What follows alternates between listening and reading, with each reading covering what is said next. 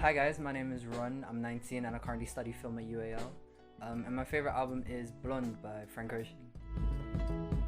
Honestly, when I first got Spotify it was around like 2016, right? And then this was the first thing that popped up. It was straight after it released on Apple Music, so I was like, oh cool, who's Frank Ocean, who's this? Because this was like honestly the first time I ever got to listen to something outside of my parents' music taste. Usually what they put in like the car or something. And I was like, oh wow. So yeah, this was actually also like my first dive into R&B. The sentimental value of it is just a reminder of like, it's nostalgia, right?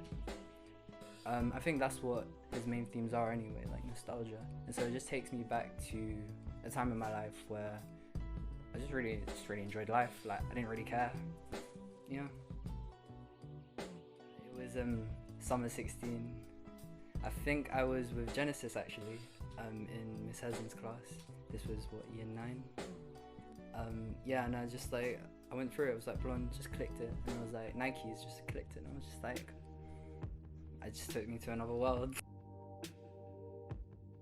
Yeah, bro, 2016 was like the best, like in my opinion, it was the best year for music. You got Life of Pablo, you had Starboy, I forget everything else. Because no, those 3 albums, those made up my year. Life of Pablo, Starboy, and Blonde. A distinctive memory I had with this was it helped me through a lot of like hard times in my life, especially. And because Frank's lyrics are so relatable to anyone, literally, even if you don't have, you know, the same like memories, you can still relate purely on a sonic level. Yeah. No, because this guy just doesn't come to Europe. But Frank, honestly, for your next album for 2020, hopefully releasing this year, you know, because you already put out 3 singles. Was it 3 or 4?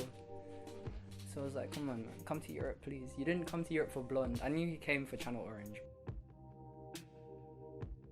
It's so distinctive in its themes and elements. Like, for Nike's, I would only want to listen to that again to experience like the euphoria, that kind of excitement from listening to something new.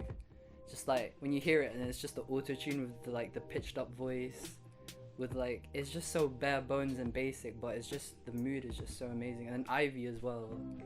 It's a breakup song, but it sounds so like joyous and happy. Pink and White is so, that is pure like bliss, and that's beauty. It's also got Beyonce on it as a feature. She does the backing vocals. I don't know who anyone else, like, it's so mad to me that Frank can have Beyonce, not have her in the title, and not have any lyrics from her. Yeah. But yeah, and then I'll just go on to Close to You, which is probably my favorite song. It's just the mood it sets. Like, you don't even have to pay attention to what he says, it's just how he says it.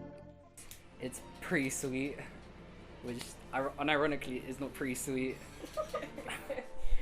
I get what he's trying to do. He's trying to create tension from the beginning and then release it at the end, you know, with the children choir. But it's just that the noise, like that genre, I don't really like. And although it works in the flow of the album, as a song individually, I don't feel like it's his strongest. It has to be Nights. Just that beat switch that just makes it, oh my word. Happiest song on the album. Ironically, the happiest personally for me is Ivy. As like I explained before, it's a breakup song, but it's just so joyous in how he like describes it. Honestly, I'd say either between Godspeed or Siegfried, in my opinion. Godspeed is kind of like a church like gospel sound, but just the way he describes like his life is just kind of like mellow. I'm really into R&B and hip hop, but specifically I'm really into contemporary R&B. I would say so, yeah, 100%.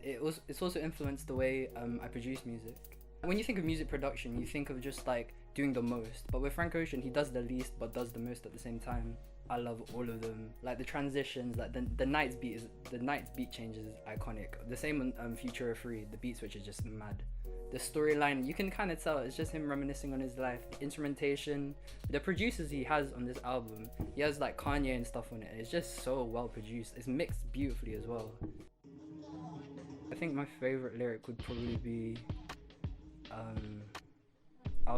it's close to you. It says, I'll be honest, I wasn't devastated, but you could have held my hand through it all. And even though it might sound like a really basic, it hits so hard home. Yeah. Like, I could be hype, I could be chill, but I feel like the best mood you need to be in is nostalgic. Because I feel like, like I said before, I think nostalgia is what drives Frank's his music.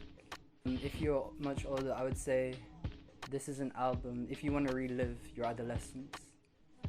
If you just genuinely want to relive being youth, just not caring about the world, this is how you listen to it. And if you're younger, I would sell this like what could be in the future, what you could experience. This is something to look forward to, like a coming of age film.